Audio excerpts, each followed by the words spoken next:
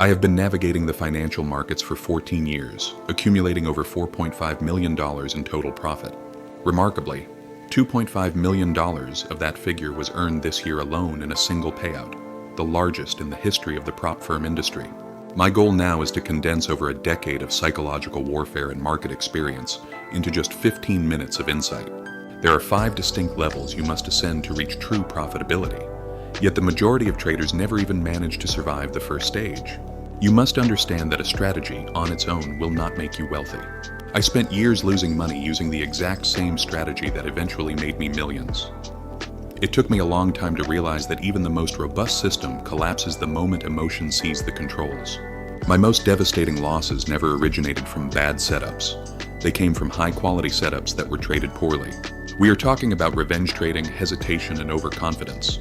Does that cycle sound familiar? Level 1, the trap of human biology. Here is the typical sequence of failure. You identify a perfect setup. Every indicator, structural element, and entry rule aligns perfectly. Yet you hesitate. Perhaps you are reeling from a loss yesterday, or maybe life stress is weighing on you. You sit there frozen, watching the price action hit your targets exactly as predicted without you on board. Now, you're consumed by anger at yourself and the market. When the next setup appears, it is marginal at best. It barely meets your criteria, but you take it anyway. Why? Because you are no longer trading a plan, you are trading your emotions. You are trying to prove something, and you inevitably lose again. This isn't because you are a bad trader, it is because you are a human being. Your brain cannot distinguish between a physical threat and a financial one.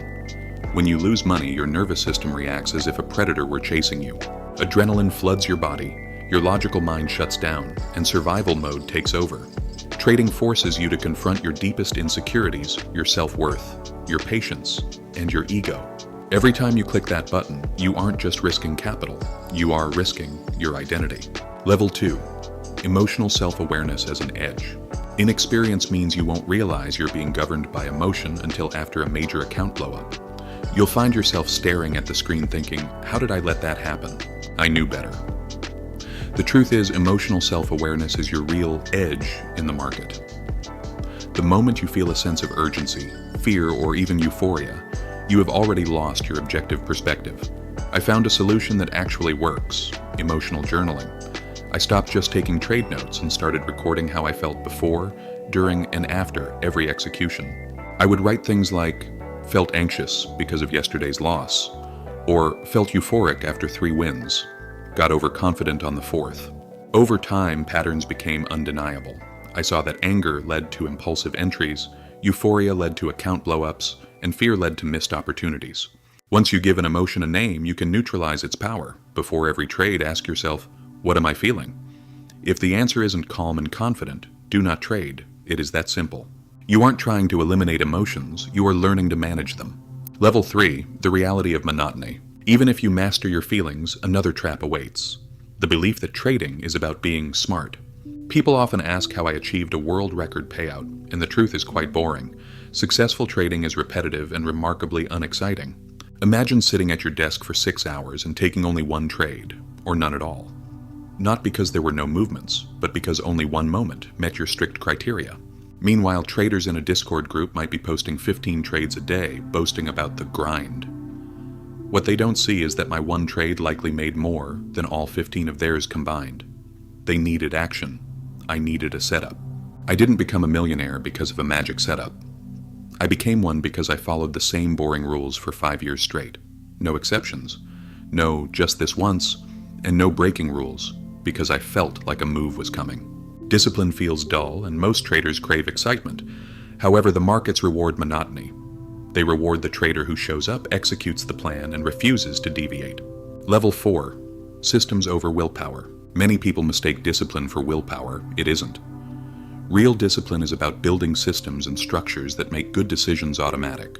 You need a consistent routine every single day, not because the routine is magical, but because it eliminates decision fatigue. If you have to make 50 small choices before placing a trade, you will be mentally exhausted before the market even moves. Don't try to change your entire life overnight. Start small. Commit to checking 3 things every morning: market structure, key levels, and the news. Do that for a week, then add a pre-trade checklist. Your routine should be so ingrained that it feels uncomfortable not to follow it. However, even with perfect discipline, you can still be destroyed.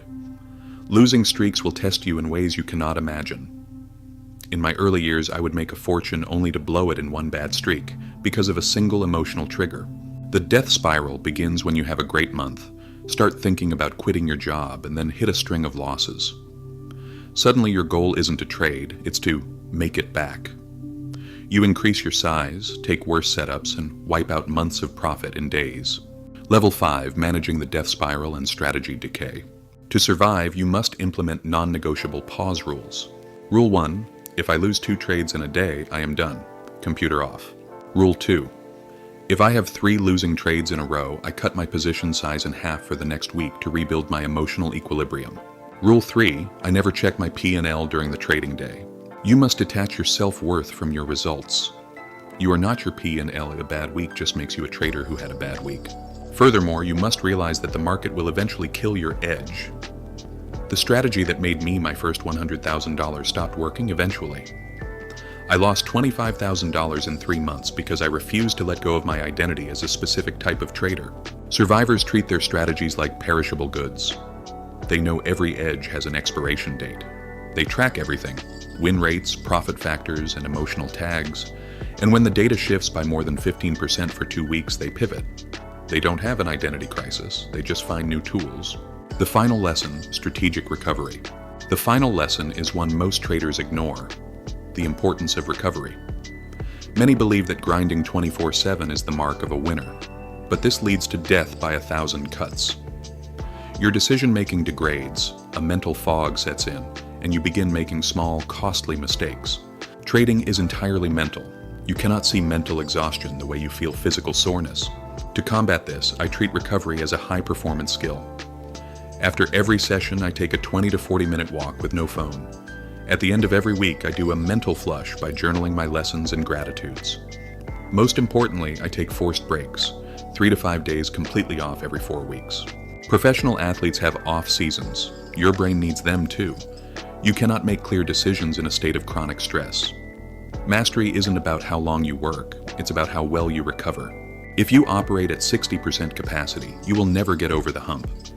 These 5 levels represent 14 years of my life.